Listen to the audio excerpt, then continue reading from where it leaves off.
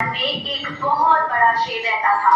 वो रोज शिकार पर निकलता और एक ही नहीं, दो नहीं, कई कई जानवरों का काम तमाम कर देता। जंगल के जानवर डरने लगे कि अगर शेर इसी तरह शिकार करता रहा तो एक दिन ऐसा आएगा कि जंगल में कोई भी जानवर नहीं बचेगा। सारे जंगल में सनसनी फैल गई।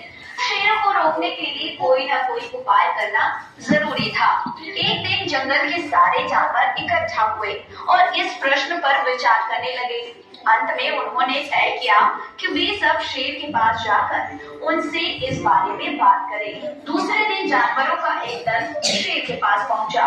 उनको अपनी ओर आते देख शेर घबरा गया और उसने गरज कर पूछा, क्या बात है, तुम सब यहाँ क्यों आ रहे हो? जानवर दल के नेता ने कहा, महाराज, हम आपके पास निवेदन करने आए हैं। आप राजा हैं और हम आपकी प्रजा। जब आप शिकार करने निकलते हैं तो बहुत जानवर मार डालते हैं। आप सबको खा भी नहीं पाते। इस तरह से हमारी संख्या कम होती जा रही है। अगर ऐसा ही होता रहा तो कुछ ही दिनों में जंगल में आपके सिवाय कोई और नहीं बचेगा। प्रजा के बिना राजा भी कैसे रह सकता है? यदि हम सभी मर जाएंगे तो आप भी राजा नहीं रहेंगे। हम चाहते हैं कि आप सदा हमारे राजा बने रहें। आपसे हमारी विनती है कि आप अपने घर पर ही रहा करें। हम रोज स्वयं आपके खाने के लिए एक जानवर भेज दिया करेंगे। इस तरह से राजा और प्रजा दोनों ही चैन से सो सकेंगे। शेर को लगा कि जानवरों की बात में सच्चाई है। उसने पल भर सोचा, फिर बोला, अच्छी बात है, मैं तुम्हारे सुझाव को मान लेता हूँ, लेकिन याद रखना, अगर किसी भी दिन तुमने मेरे खाने के लिए पूरा भोजन नहीं भेजा तो मैं जितने जानवर चाहूंगा मार डालूंगा। जानवरों के पास तो और कोई चारा नहीं, इसलिए उन्होंने शेर की शर्त मान ली और अपने अपने घर चल दिए। उस दिन से हर रोज शेर के खाने के लिए एक जानवर भेजा जाने लगा। इसके लिए जंगल में रहने वाले सब जानवरों में से एक एक जानवर बारी बारी से चुना जाता था। कुछ दिन बाद खरगोशों की भी बारी आ गई। शेर के भोजन के लिए एक नन्हे से खरगोश को चुना गया। वो खरगोश जितना छोटा था उतना ही चतुर भी। उसने सोचा, बेकार में शेर के हाथों मरना मूर्खता है। अपनी जान बचाने का कोई न कोई उपाय अवश्य करना चाहिए और हो सके तो कोई ऐसी तरकीब ढूंढनी चाहिए जिससे सभी को इस मुसीबत से सदा के लिए छुटकारा मिल जाए। आखिरकार उसने एक तरकीब सोच ही निकाली। खरगोश धीरे धीरे आराम से शेर की ओर चल पड़ा। जब वो शेर के पास पहुंचा तो बहुत देर हो चुकी थी। भूख के मारे शेर का बुरा हाल हो रहा। अरे बाप रे, और बच्चों का ये हाल। जब एक छोटे से खरगोश को अपनी ओर आते देखा तो गुस्से से बौखला उठा और गरज कर बोला, किसने भेजा है तुम्हें? एक तो पिद्दी जैसे हो, दूसरी इतनी देरी से आ रही हो। जिन बेवकूफों ने तुम्हें भेजा है मैं उन सबको ठीक करूंगा। एक एक का काम तमाम न किया तो मेरा नाम ही शेर नहीं। अब नन्हे खरगोश ने आदर से जमीन तक झुककर कहा, महाराज, अगर आप कृपा करके मेरी बात सुन ले तो मुझे या जानवरों को दोष नहीं देंगे। वे तो जानते थे कि एक छोटा सा खरगोश आपके भोजन के लिए पूरा नहीं बनेगा, इसलिए उन्होंने 6 खरगोश भेजे थे। लेकिन रास्ते में हमें एक और शेर मिल गया। उसने 5 खरगोशों को मारकर खा लिया। ये सुनते ही शेर दहाड़ कर बोला, क्या कहा? दूसरा शेर? कौन है वो? तुमने उसे कहाँ देखा? खरगोश ने कहा, वो जमीन के अंदर बनी एक बड़ी गुफा में से निकला था। वो तो मुझे ही मारने जा रहा था, पर मैंने उससे कहा, सरकार, आपको पता नहीं आपने क्या ढेर कर दिया।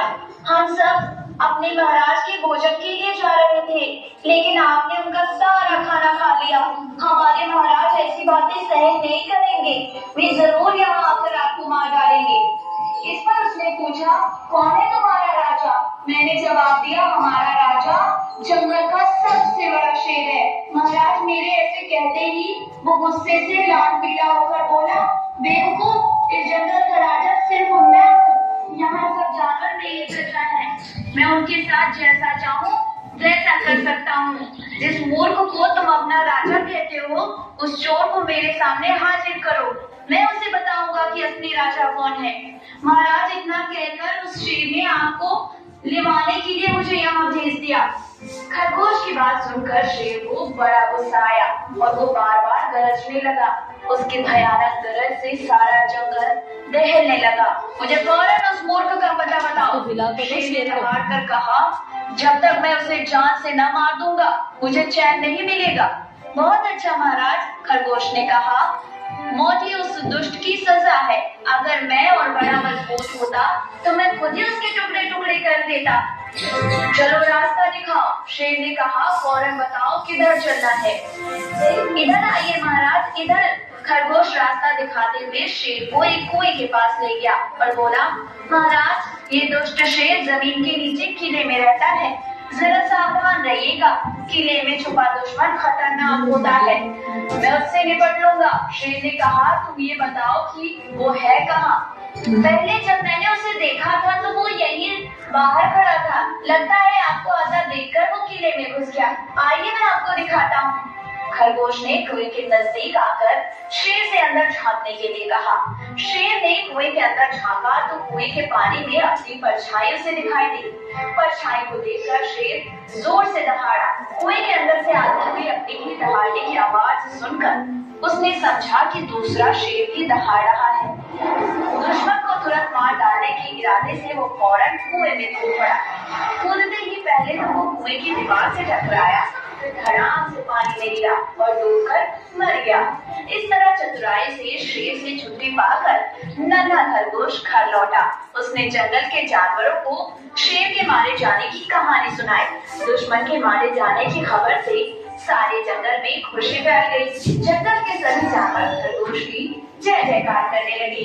तो दोस्तों, हमें इस कहानी से यही सीख मिलती है कि घोर संकट की परिस्थितियों में भी हमें सूझबूझ और चतुराई से काम लेना चाहिए और आखिरी दम तक प्रयास करना चाहिए। ये बात है गर्मियों की चिलचिलाती तो